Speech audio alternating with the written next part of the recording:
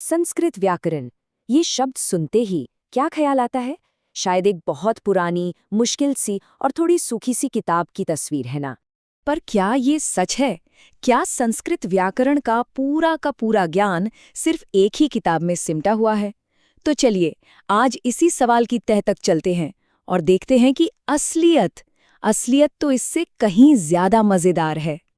जी नहीं, बिल्कुल नहीं। संस्कृत व्याकरण कोई एक किताब नहीं है। ये तो एक जीता जागता विशाल ज्ञान का पेड़ है। जरा सोचिए, एक ऐसा पेड़ जिसकी जड़ें 2500 साल गहरी हैं और जिसकी टहनियों पर आज भी नई नई पत्तियां आ रही हैं। तो जैसे हर बड़े पेड़ की कहानी एक छोटे से बीज से शुरू होती है, वैसे ही इस ज्ञान वृक्ष की कहानी भी एक बहुत ही शक्तिशाली बीज से शुरू हुई। और ये बीज थे मुनित्रयम, मतलब 3 महान ऋषि। इन्होंने ही मिलकर संस्कृत व्याकरण की बुनियाद रखी थी। समझिए कि ये ही इस पूरी परंपरा के सोर्स हैं। अच्छा, ये तीनों ऋषि एक दूसरे के काम को आगे बढ़ाते हैं। कैसे? देखिए, सबसे पहले आए पाणिनि। उन्होंने अष्टाध्यायी में भाषा के फंडामेंटल रूल्स यानी मूल सूत्र दिए। और ये कोई ऐसे वैसे सूत्र नहीं थे। इनका सिस्टम इतना परफेक्ट था कि आज के कंप्यूटर साइंटिस्ट भी देखकर दंग रह जाते हैं। फिर आए कात्यायन। उन्होंने पाणिनि के सूत्रों को और खोला, उन्हें एक्सप्लेन किया और जहां जहां जरूरत लगी वहां कुछ जोड़ा भी। और आखिर में आए पतंजलि। उन्होंने अपने महाभाष्य में इन दोनों के काम पर इतनी जबरदस्त कमेंट्री की कि बस उसे ही फाइनल अथॉरिटी मान लिया गया।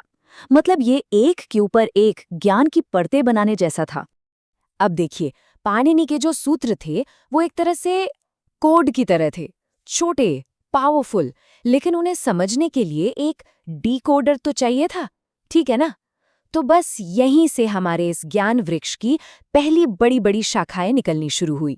इन छोटे छोटे सूत्रों को डिटेल में समझाने के लिए बड़े बड़े विद्वानों ने टीकाएं मतलब कमेंट्रीज लिखनी शुरू कर दी और ये सिलसिला 1-2 साल नहीं, सदियों तक चलता रहा।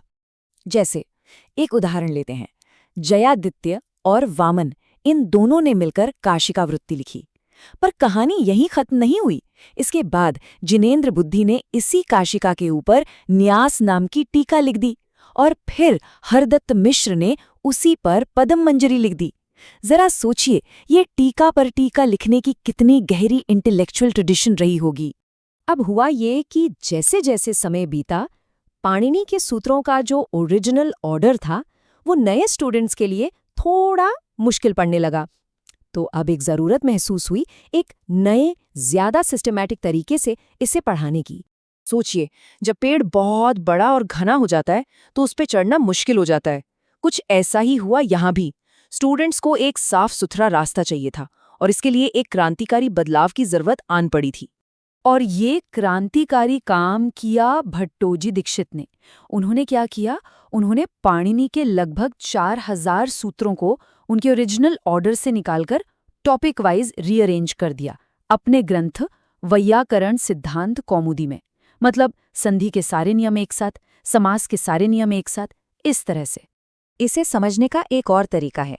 मान लीजिए कोई सॉफ्टवेयर सीखना है।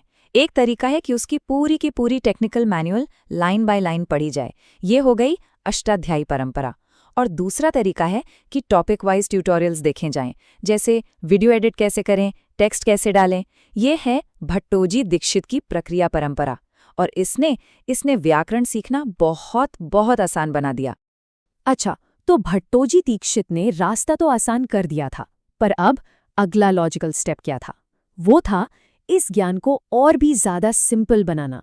इतना सिंपल कि जो बिल्कुल बिगिनर्स हैं वो भी इसे आराम से समझ सकें। और ये जरूरी काम किया भट्टोजी दीक्षित के ही एक शिष्य वरदराज ने। उन्होंने मानो व्याकरण के एक बड़े से समंदर में से चुन चुन कर मोती निकाले और बिगिनर्स के लिए छोटी छोटी एंट्री लेवल किताबें तैयार कर दी। उन्होंने स्टूडेंट्स के लेवल के हिसाब से 3 किताबें लिखीं। पहली लघु सिद्धांत कौमुदी, जो एकदम नए सीखने वालों के लिए थी। दूसरी मध्य सिद्धांत कौमुदी, जो इंटरमीडिएट लर्नर्स के लिए थी। और तीसरी सार सिद्धांत कौमुदी, जिसमें पूरे व्याकरण का निचोड़ यानी एसेंस था। मतलब अब सीखने के लिए एक बिल्कुल क्लियर कट रास्ता तैयार था। पर रुकिए, कहानी सिर्फ रूल्स और फॉर्मूलाज की नहीं है। ये परंपरा इतनी गहरी थी कि इससे कुछ बहुत ही प्रोफाउंड फिलोसॉफिकल क्वेश्चंस भी उठ खड़े हुए। सवाल जैसे कि एक शब्द असल में है क्या? क्या वो सिर्फ एक आवाज है जो मुंह से निकलती है, या फिर उसका रियलिटी से, हकीकत से कोई गहरा नाता है? बस इन्हीं सवालों से जन्म हुआ व्याकरण दर्शन का, यानी फिलॉसफी ऑफ ग्रामर का। इस फिलॉसफी का सबसे जरूरी ग्रंथ माना जाता है भर्तृहरि का वाक्यपदियम। बाद में कोंडा भट्ट और नागेश भट्ट जैसे विद्वानों ने स्फोटवाद के सिद्धांत को आगे बढ़ाया। ये एक बड़ा ही फैसिनेटिंग आइडिया है। ये कहता है कि किसी शब्द का मतलब हमारे दिमाग में अचानक से एक धमाके की तरह आता है, जैसे कोई बीज फूटता है। तो इस तरह ग्रामर सिर्फ लैंग्वेज की स्टडी नहीं रह गई, वो तो रियलिटी का एनालिसिस बन गई। तो पाणिनीय परंपरा का ये जो पेड़ था वो बहुत विशाल था, इसमें कोई शक नहीं। लेकिन ये ज्ञान के जंगल में अकेला पेड़ नहीं था। इसके साथ साथ कई और भी जरूरी धाराएं बह रही थीं।